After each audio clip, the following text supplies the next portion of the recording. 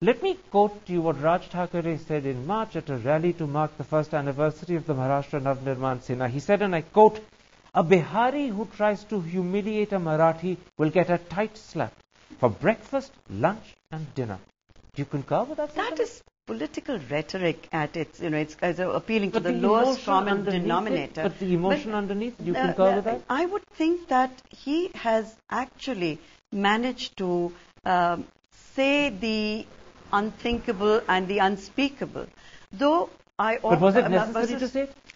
Well, when you have slogans written all over the walls in Mumbai saying UP hamari hai, ab Maharashtra is next, I would love to know if we were to go, Maharashtrians were to go to UP and write Maharashtra hamari hai, UP is next, how would the response be? Would the politicians there be passive? Would they think of it as a little in-joke that they're playing with locals? Or would they feel somehow offended and threatened? I think what that was a great big challenge. It was said to provoke, and it certainly did manage to provoke. But you're also saying something else. You're saying in a sense it needed to be said. It needed to be said because it was a way of expressing in a sharp way something that Maharashtrians wanted to hear and wanted to hear badly. Certain segment of the Maharashtrians, definitely, but the Maharashtrian intellectual, I'm afraid, has been silenced all of which I cannot understand. He's been more than silent. Yes, more than silent. silent. Maharashtra academics circulated a statement shortly after this statement of Raj Thackeray's that I quoted to you, and this is what they said. They said, "We would like to place on record that Raj Thackeray does not speak for all Maharashtrians. He certainly does not speak for us." Let me ask you bluntly, Shobha De. Yeah. Does Raj Thackeray speak for Shobha De? Definitely not. But the point is that he has the right to say what he has said, and we have the right to challenge it, to protest, and to show our complete disdain if we so choose to. Why has it not happened?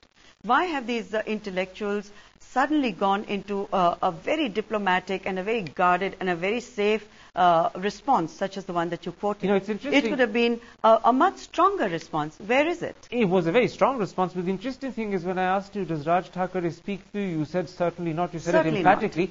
Yet right through this interview, you've sympathized with him. You said that there was a need for him to say the things that he said. You said that a large number of Maharashtra agrees with the issues that he's raising.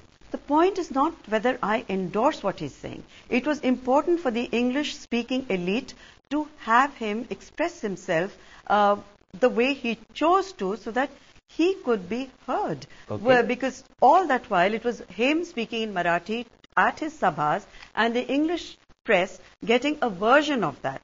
Right now we've heard him the way he says it. And now whether you can take it or yes. And it's important that he be heard.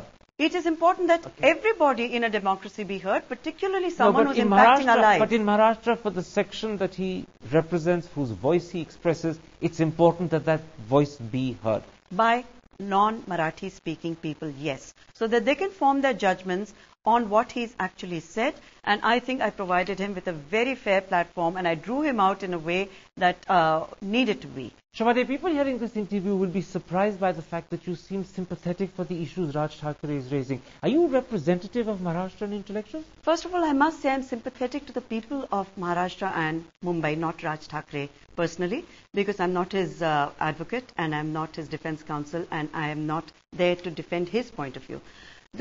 What shocks me, what hurts me, what I'm really astonished by is that the Maharashtrian intellectual, our thought leaders, those people who were in the forefront of the independence movement, where are their voices? Where are they? I mean, are they bound by a conspiracy of silence? Are they scared? Or are they just making the kind of mewing, non-committal protests that really don't add up to very much? Where are the Vijay Tendulkars? I want to see protests. I want to see street plays. I want to see literature. I want to see journalism, Maharashtrian journalism, raising its voice and saying, we don't agree with this. But that has not happened. It's not happening. Maybe it's because they do agree with him, just like you are sympathetic. They may be too. Well, in that case, have the courage to put yourself on the line and say so.